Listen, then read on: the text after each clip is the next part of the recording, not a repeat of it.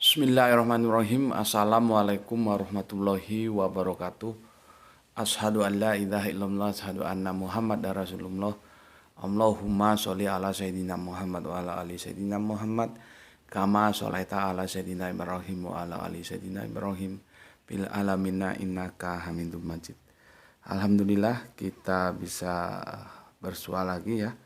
Semoga semakin lama semakin banyak informasi-informasi dari kajian ini yang bisa kita ambil hikmahnya. Sebelumnya kita panjatkan doa kepada Gusti Allah ingkang Maha Agung ya, seperti biasanya. Untuk saudara-saudara kita yang memberikan sholawat atas channel ini, semoga sholawat itu menjadi catatan langit amal soleh bagi mereka dan keluarga kelak. Begitu juga viewer-viewerku semuanya ya. Alhamdulillah aku bahagia lihat komennya itu, meskipun belum semua aku bisa baca karena harus bagi waktu, tapi setidaknya komennya itu menunjukkan kualitas diskusi kita yang semakin menuju kepada progresif yang baik ya. Artinya kalian, alhamdulillah kalian ngerti lah, kalian bisa menerima, bisa mengikuti apa yang aku ajarkan. Sekali lagi meskipun dari segi kuantitatif ya seperti itu, kalian sendiri tahu ya. Memang akhirnya kan terseleksi itu, mana yang memang suka belajar, memang akademis anunya, perspektifnya, mana yang cuman sekedar bombastis saja, itu nanti di channel ini menjadi terseleksi dia ya. Dan sekarang sudah mulai terseleksi ya. Kita lihat viewernya terjun bebas secara kuantitatif, tapi tidak masalah. Alhamdulillah secara kualitatif diskusi-diskusinya yang aku lihat dari komen-komen kalian cukup bisa mengikuti dan mengerti ya. Itu kebahagiaan tersendiri bagi aku. Jadi kalau aku ngisi kajian yang tak isi kajian itu bisa memahami, mengerti, itu aku suka, bahagia. Masalah nanti dia akan menerima dan menjadikannya sebuah amalan, seperti ada saudara kita dari Mas apa kemarin, Mas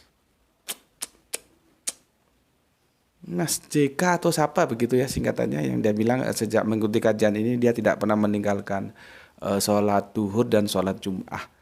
Itu suatu yang sangat membahagiakan ya. Tapi bagiku cukup mengerti, memahami itu sudah bahagia, apalagi kalau terus melakukannya sebagai sebuah amalan, tentu lebih bahagia lagi ya. Tetapi pintu awalnya kalian mengerti apa yang aku jelaskan dan memahami, itu sudah bagus. Tentunya harapanku ya diamalkan ya, diamalkan gitu. Oke. Ini nanti bikin playlistnya ya Le. Nggak tahu ini bisa selesai satu seri lagi nggak? Apakah harus menjadi 3 seri atau cukup 2 seri, kita lalui saja lah ya. Kemarin sudah aku peragakan, apa peragakan itu ya, kepada kalian semua, ketika kita benar-benar menggunakan rasionalitas kita dalam keberagamaan kita, sehingga seperti yang aku bilang, Islam rasionalis ya, tidak pokoknya, tidak jarine ya, tidak pokoknya atau katanya, tapi ya kita harus tahu sendiri gitu ya. Bagaimana aku menjelaskan kepada kalian semua ya, viewer tercintaku, bagaimana memahami Quran surat Al-Baqarah surat 22 ya. Kemudian kita apa namanya ya? Kita kombinasikan dengan Quran surat Al-Baqarah 2 yang 23 sampai 24. Ya. Harapanku dengan penjelasan itu semua, kalian akan lebih dan lebih lagi ya. Jadi lebih dan lebih lagi. Kalau kemarin sudah, sekarang setelah ngaji di Gus Meti lebih dan lebih lagi mencintai Al-Qur'an. Itu harapanku yang aku tuh coba bangun untuk kalian semua ya. Karena kalau sudah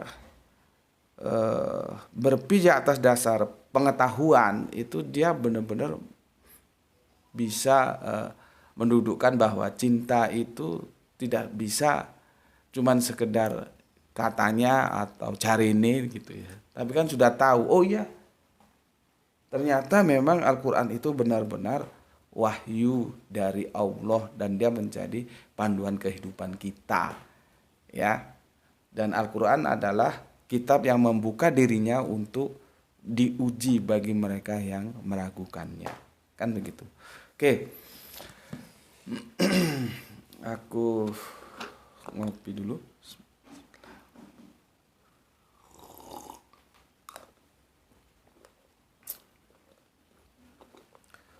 Kita akan berlanjut. Lagu kemarin yang aku lupa itu antara Kabul dan Beirut maksudku.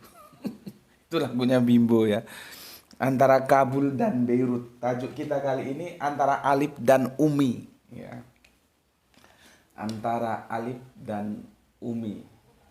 Ini sudah ya, sudah aku jelaskan. Ini Notre Dame ini ya nanti kita sebut lagi the Notre Dame University. Tempat orang-orang pintar katanya ya. Tempat orang-orang pintar. Sekarang kita mau berbicara dari alif dulu ya. Alif.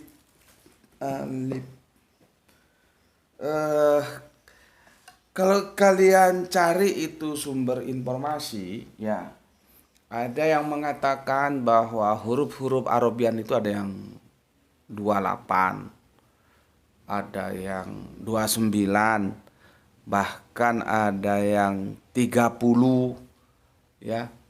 Kira-kira itulah variansnya ya. Mungkin ada varians lain. Karena nanti apakah alif itu dihitung sendiri, nanti alif lam mim juga sendiri, apakah alif lam mim itu dihitung sendiri, itu juga nanti menjadi perbedaan dalam menentukan berapa sebetulnya jumlah huruf-huruf dalam Arabian itu. Semua boleh-boleh saja, silahkan mau diambil yang mana ya. Tapi posisi aku ketika aku diajari Al-Quran itu mengambil posisi 29 ya, 29. Jadi Komariah ya, ada Syamsiah ya. Ini 14 huruf dan ini 14 huruf. Ya. Berarti kalau kita jumlah menjadi 28. Ada satu huruf yang dia independen banget. Karena dia independen banget, dia tidak mau atau tidak boleh dikelompokkan menjadi Komariah atau Samsiah. Karena dia adalah ideografi daripada sosok yang maha agung, yaitu Allah. Maka nulisnya pun pakai aturan. Kita kalau nulis alif mesti dari atas ke bawah. Ya. Dari atas ke bawah ya, begini. Sebetulnya bisa saja nulis alif begini, tapi tidak boleh ya. Nulis alif harus dari atas ke bawah. Ini ideografi ya. Maka nanti akan lebih jelas lagi. Ideografi itu ada alif lam mim ya, ada nun, di awal-awal surat itu ada toha ya. Itu semua ideografi, ideografi. Dan sebetulnya kalau kalian tahu ya, itu tidak menjadi sesuatu yang terus membuat kalian bertanya itu apa ya gitu. Seperti ini, kalau kalian jalan ya, ini kan ada begini nih. Ini terus ini ada S. Nah, ini di pinggir jalan gitu ya. Begini biasanya ya, ini pinggir jalan. Kalian kan tahu maksudnya. Ini kan ideografi ini. Apa S itu? Ya, ini kan ideografi. Jangan kamu jawab hanya Pak Polisi lah yang tahu. Lah Pak Polisi untuk apa? Orang ini untuk pengguna jalan kok. Ini kan ideografi. S gini, terus ada lagi apa ya? P kasih gini. Nah, ini kan biasanya gini papannya gini ya, di pinggir jalan itu. Artinya apa? Kalau kalian SIM-nya itu SIM SIM yang ujian ya mesti ngerti dah, tapi kalau SIM yang tembakan terima jadi ya nggak tahu aku. Ya, ini ideografi ini. Dan kalian tahu nanti kalau di ini dengan kalau ditanyain sama anakmu apa itu P, jangan kamu jawab hanya Pak Polisi lah yang tahu. Ini bukan untuk Pak Polisi, ini untuk pengguna jalan gitu loh. Ya, maka kalau ditanya apa arti nun, apa arti alif lam mim itu tuh, jangan dijawab hanya Allah lah yang tahu lah. Kalau hanya Allah lah yang tahu ngapain ditulis untuk kita? Al-Quran itu dari Allah bukan untuk Allah. Al-Quran itu dari Allah, nih, ya, ini dari Allah, ya, dari Allah untuk kita, ya, bukan ini untuk Allah lah, untuk apa ini untuk Allah? Maka kalau ada, kan kadang-kadang kalau ditanyain apa itu alif lam mim, hanya Allah lah yang tahu lah. Mbok dijawab saya belum tahu gitu loh, nggak usah dijawab hanya Allah lah yang tahu, itu kan gebleknya menggambarkan bahwa otaknya itu mampet, rasionalitasnya tidak jalan, ya. Jadi seharusnya apa? Ya kamu jawab, kalau kamu tahu kamu jawab, nggak tahu ya kamu tanya, jangan dikembalikan hanya Allah lah yang tahu. Sama tadi huruf P pinggir jalan, huruf S pinggir jalan. Itu bukan untuk kepentingan polisi, jangan dijawab hanya Pak Polisi lah yang tahu, tapi itu untuk kepentingan pengguna jalan, ya. Oke, sama dengan alif ini sebetulnya dia ideografi dari Gusti Allah Ingkang Maha Agung, maka dia independen, dia tidak mau dikelompokkan dan tidak boleh ke Komaria ataupun ke Samsia. Maka kami mengikuti yang ini 14 ya, ini 14 ya, dijumlah kalau ini ditambah 1 menjadi yang 29. Tuh. Ya. 29 huruf. Nih.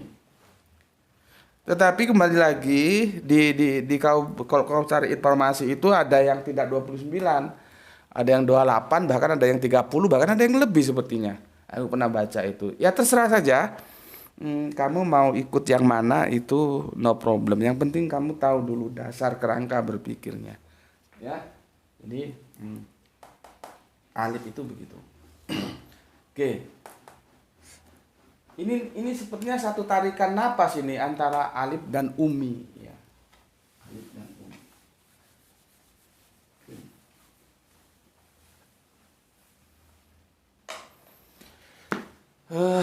Aku akan mengajak kalian untuk kembali merefresh tentang apa yang disampaikan oleh profesor kita ini yang ngajar di University of Notre Dame ini ya, University of Notre Dame ini, Notre Dame ya, yang tadi udah tak hapus ini, nulis buku ini. Sebetulnya sih kalau bisa bertemu dan kita bertanya itu juga asik ya. Kenapa sih dia kok dalam diskusinya ketika mengisi kajian itu selalu sering menyampaikan bahwa ada penambahan alif dalam Al-Quran dan bukan 1, 2, 3 bahkan 2000 alif yang katanya di zaman kekhalifahan Marwan itu ada what happened, ada apa gitu. Tapi sepertinya ujung-ujungnya dia mau menyamakan Al-Quran dengan kitab-kitab yang lain. Jadi ujungnya begini loh, ini loh nasib Al-Quran itu ternyata sama loh dengan nasib kitabullah yang lain. Ya. Ujung-ujungnya kan ke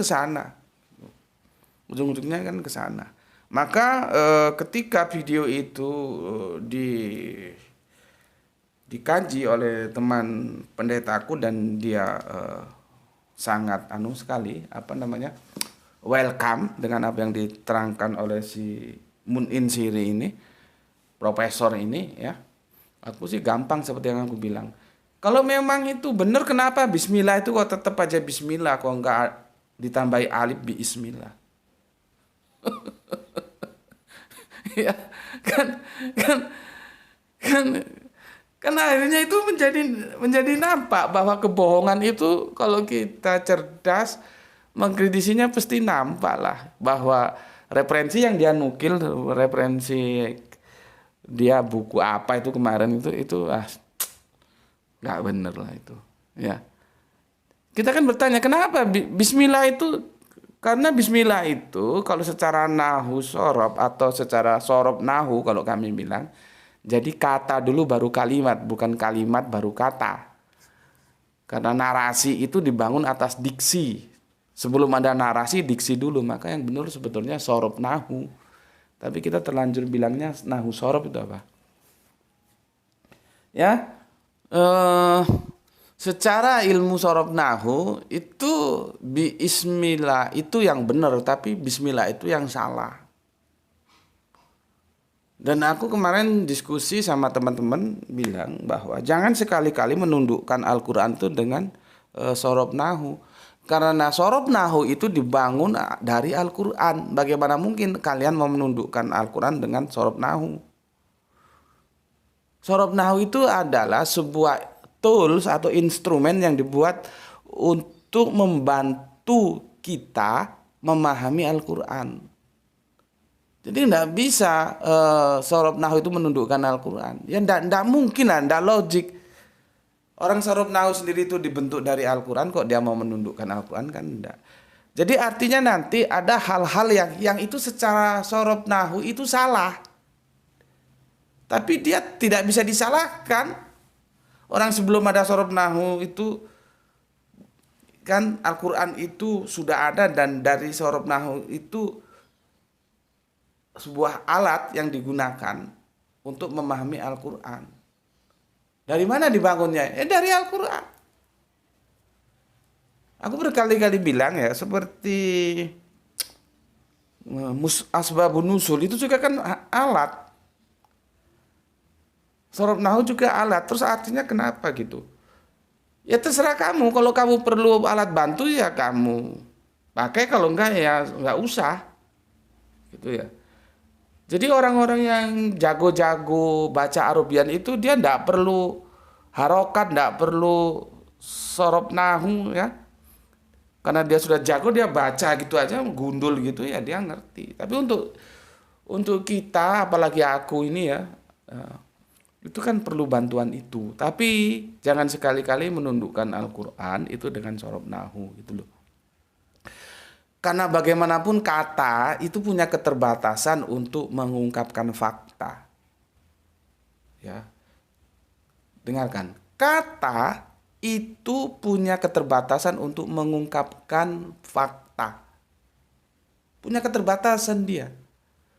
Aku kemarin sempat ngobrol ringan sama teman-teman. Kalau kalian tunduk terhadap sorob nahu, maka kalian harus berani mengatakan bahwa Gusti Allah Ingkang Maha Agung itu laki-laki. Karena apa? Karena dia ditulis tidak pernah pakai huwa, tapi pakai hiya.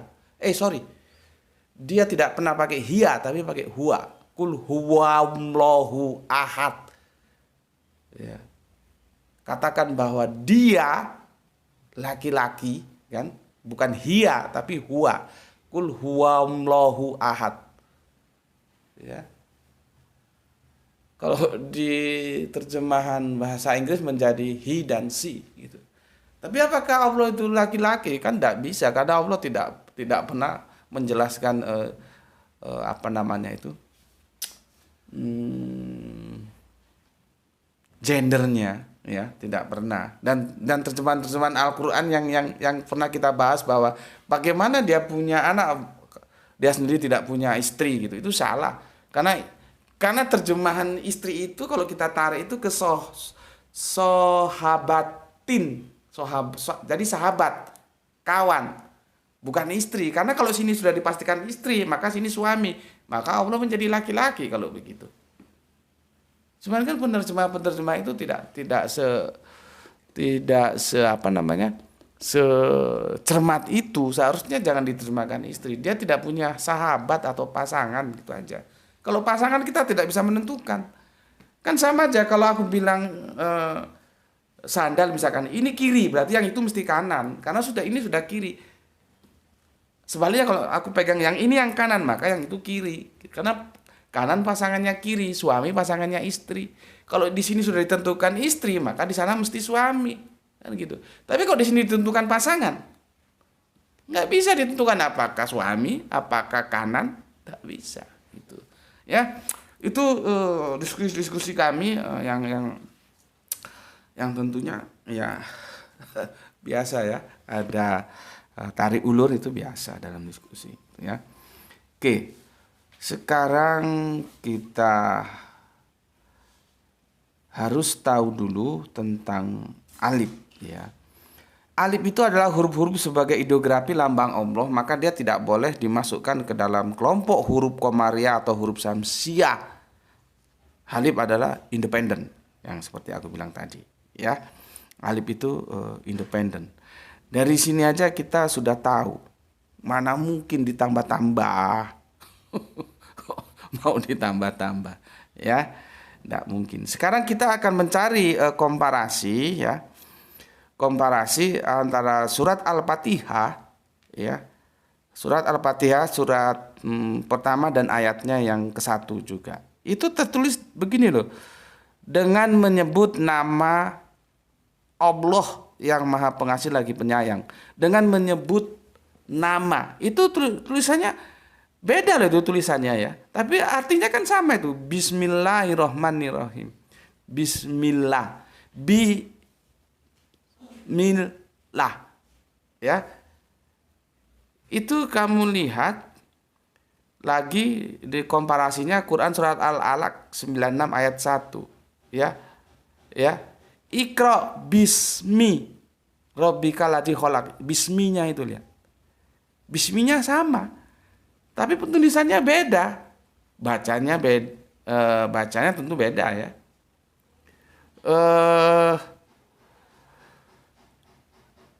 Artinya sama, nama Rob, ya.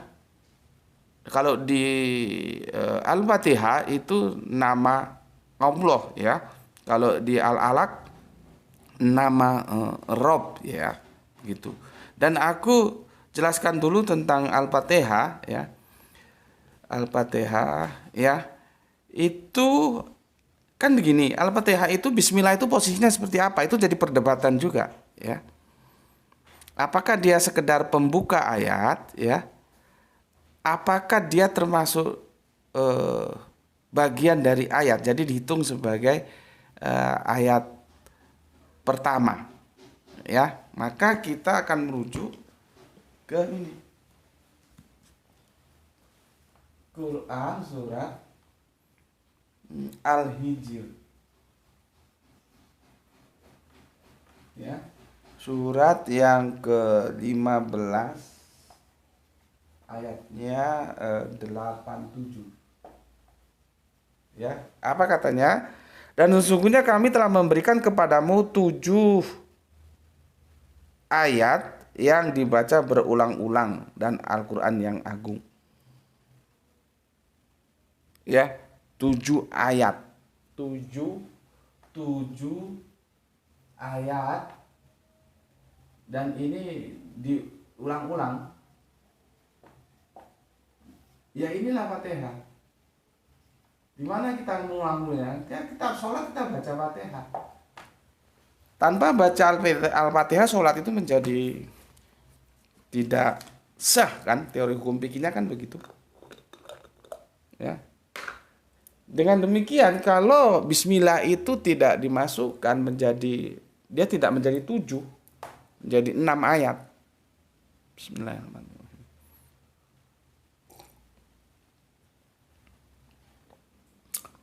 Kan lihat itu, ada yang dimasukkan, ada yang tidak loh. Ya.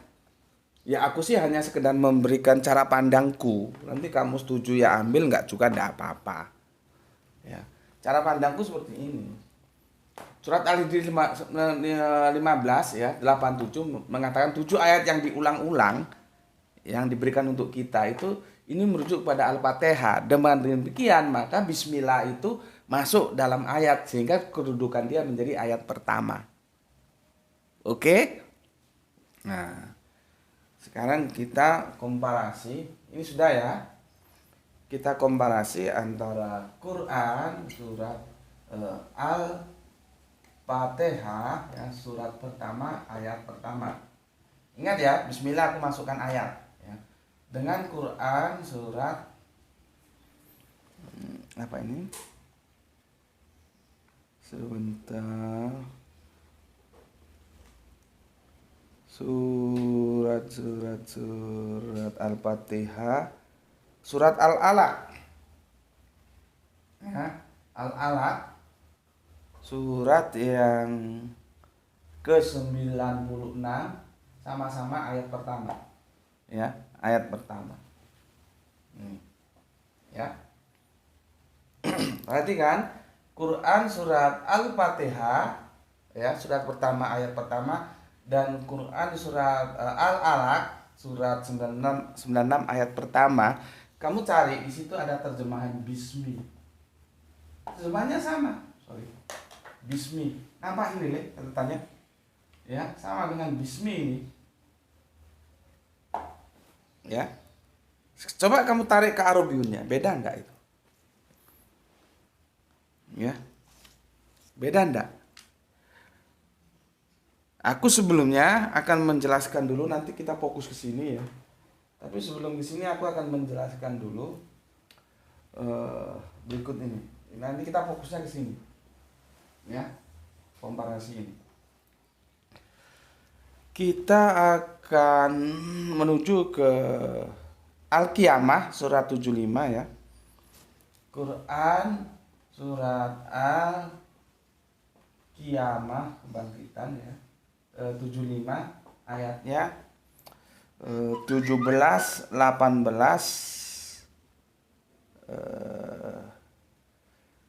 17, 18, mulai 16 ya. Mulai 16 sampai 18 ya. Al-Qiyamah. Kamu buka Al-Qur'anmu. Bismillahirrahmanirrahim. Ini yang diperintahkan Kanjeng Nabi. Tentunya karena kita ini pengikutnya, maka juga berlaku untuk kita. Ya, memang objek pembicaraannya ketika itu ya Kanjeng Nabi gitu ya. Begitu cara memahami Al-Qur'an. Apa katanya? Latu harik bihi lisanaka litaz zalabih. Jangan engkau, maksudnya Kanjeng Nabi Muhammad, gerakkan lidahmu, ilatmu untuk membaca Al-Quran karena hendak cepat-cepat menguasainya. Tidak boleh. Ya. Tidak boleh cepat-cepat menguasainya. Tidak boleh. Harus step by step. Ya. Ya. Harus berurutan. Tidak boleh cepat-cepat. Makanya kalau ada teman-teman, kan ada setelah menjadi budaya ya, baca Al-Quran satu hari selesai, khatam, dan itu dibagi berapa orang, dan itu bacanya cepat-cepat ya. Aku nggak tahu ketika mereka menemukan ayat ini gimana gitu perasaannya. Masalahnya mereka tahu artinya enggak, itu loh yang kadang-kadang repot. Sedangkan ini sudah dijelas kok, dilarang. Jangan engkau Muhammad gerakan lidahmu untuk membaca Al-Quran karena hendak cepat-cepat menguasainya. Ya, almarhum guru Al-Quranku Gus Husnul Hadi, dia bilang begini, tapi ini guyonan, jangan terlalu serius ya. Dia bilang kalau ada model orang ngaji Al-Quran itu rombongan dibagi berapa gitu ya, dan mulainya itu pagi ba'da subuh sampai nanti sekitar asar selesai gitu ya, khatam gitu katanya. Ya, dia bilang apapun yang dibaca aku tahu itu surat apa gitu. Terus kok bisa gitu Gus? Ya bisa. Surat apa Gus? Itu semua yang dibaca surat An-Nahl. Nah kok bisa surat An-Nahl Gus? Iya seperti lebam, bengung, nggak tahu, nggak jelas katanya. Kan karena cepet-cepet baca itu tadi bengung, wah gitu. Almarhum guruku seperti itu waktu pernah ngobrol sama aku ya. Jadi jangan cepat-cepat ya. Oke. Jadi Al-Quran melarang kita cepat-cepat menggerakkan lidah membaca Al-Quran ya. Supaya kita tumak nina ngerti maksudnya itu apa. Maksudnya apa. Seperti aku pesan ke kalian kan, baca Al-Quran itu rutinitas. Dan tidak usah banyak-banyak. Satu halaman seperti yang aku tunjukkan gitu aja. Satu halaman sini, ini kan setengah halaman aku anggap, sini setengah halaman, kalau kita kasih garis gini berarti dia satu halaman. Itu aja, tapi rutinitas. Waktunya terserah kamu ambil kapan. Kalau aku kan ba'da subuh. Kamu bisanya ba'da asar, bisanya ba'da maghrib, ba'da isya, terserah kamu. Tapi itu rutinitas. Ya. Jadi supaya kamu itu bersahabat dengan Al-Qur'an gitu loh karepku. Ngerti? Kamu itu supaya bersahabat dengan Al-Qur'an. Ya. Oke. Berikutnya, sesungguhnya kami yang akan mengumpulkannya di dadamu dan membacakannya. Jadi ada peran Allah dalam kita memahami Al-Quran itu. Ya. Untuk mengumpulkannya di dalam dada kita itu menjadi sebuah pengetahuan. Dan membacakannya. Otomatis kalau membacakannya ya menulisnya juga dong. Apa ada orang bisa baca tapi nggak bisa nulis? Ada nggak tuh? Ya mesti orang baca itu bisa nulis, orang nulis mesti bisa baca. Karena apa yang ditulis itu yang dibaca, apa yang dibaca itu yang ditulis. Ya, perhatikan ya, mau kita bidik dan membacakannya. Ya, berikutnya, apabila kami telah selesai, kami Allah maksudnya membacakannya, maka ikutilah bacaannya itu. Gitu loh. Ikuti. Ya, jadi jadi gini loh, Kanjeng Nabi itu via Jibril sudah diajari membacanya, otomatis yang menulisnya. Coba, ini mulai terkuak, benar kah Umi? Benar nggak Umi? Kan jadi pertanyaan ya. Sudah benar nggak Umi ini? Ya, oke. Itu menjadi pedoman kita ya, bahwa bagaimana Al-Quran itu dibaca, bagaimana Al-Quran itu ditulis, ya itu sudah dalam aturan yang ditentukan oleh Allah, diajarkan kepada Kanjeng Nabi. Nanti Kanjeng Nabi tentunya via Jibril, begitu juga Kanjeng Nabi nanti menyampaikan kepada para sahabat, ya, kepada para sahabat. Udah berapa lama nih? Sudah 32. Oke, aku berarti ini harus menjadi 3 seri ya. Supaya jangan terlalu panjang, aku sudah dikritik. Iyalah, semuanya harus aku penuhi. Yang minta panjang-panjang ya tak penuhi. Kadang-kadang kita panjang, yang minta pendek-pendek seperti ini ya. Sebetulnya juga terlalu panjang, sudah 30 menit. Kalau bikin yang 15 menitan agak sulit ya. Oke. Ya, yang perlu kalian pahami dulu itu ya. Pertama, ya, 7 ayat yang diulang-ulang. Apa itu? Al-Fatihah. Berarti Bismillah masuk ke dalam ayat. Berarti dia menjadi ayat pertama. Karena ada yang Bismillah itu dikeluarkan, dia tidak sebagai ayat, tapi seperti Bismillah di tempat lain sebagai pembuka saja. Ya, aku tidak dalam posisi itu. Tapi kalau ada yang kalian dalam posisi yang bahwa Bismillah itu dikeluarkan, tidak masuk dalam ayat, ya silahkan saja. Ya, kalau aku tidak, karena aku berpegang pada 7 ayat yang diulang-ulang. Berikutnya, kalau kita baca Quran surat Al-Qiyamah, surat 75, surat 6 sampai 16 sampai 18, itu menunjukkan bahwa semua itu dalam kontrol Allah. Al-Quran itu, jadi gak bisa semau-maunya nulis Al-Quran itu semau-maunya, ndak bisa. Ya, itu sudah dalam kontrol Allah. Bagaimana cara bacanya, bagaimana cara menulisnya. Ya, itu sudah dalam kontrol Allah. Nanti juga Kanjeng Nabi ya begitu juga, beliau mengajarkan kepada murid ya atau para sahabatnya. Ya, nanti seperti itu. Terutama kepada siapa? Kepada sekretaris pribadinya siapa? Zaid bin Sabit.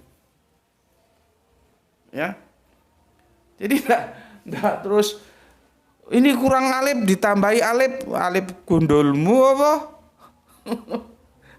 Enggak bisa seperti itu. Nanti akan nampak ya. Oke, kalau ini sudah mau masuk waktu asar ya, aku harus sudah masuk ini ya, harus sholat apa? Sholat asar berjamaah ya. Dan kalian juga kalau sholat usahakan berjamaah ya. Sementara ini dulu yang aku harus sampaikan, nanti kita lanjut ya, sedikit-sedikit kita lanjut. Yang penting kamu paham dulu ya, kamu paham dulu. Aku kasih tugas, coba kamu teliti yang ini, karena sepengetahuanku ada dua penulisan yang maksudnya itu penempatannya ya. Ada yang bismillah itu dikeluarkan, dia menjadi sekedar pembuka surat. Ada yang bismillah itu disertakan dalam surat, berarti dia menjadi ayat pertama ya. Kalau aku berpegang seperti apa yang dikatakan surat Al-Hijr begitu. Oke. Itu dulu dari aku, dan aku ingatkan di sini, apakah di tempatmu juga sama, sedang musim hujan dan ini gelap ini. Ditambah lagi angin kalau di sini. Ya, angin. Anginnya besar banget. Makanya untuk saudara-saudaraku yang dalam perjalanan jangan lupa berdoa sama Gusti Allah Agung, semoga dalam tetap lindungan Allah yang Maha Agung, sehingga kalau orang Jawa bilang selamat lungo, selamat teko, selamat pergi dan selamat pulang. Tidak ada musibah apapun yang ditemukan di jalanan. Oke, begitu saja dulu ya. Sampai ketemu di kajian esok. Bismillahirrahmanirrahim. Alhamdulillahirabbil alamin.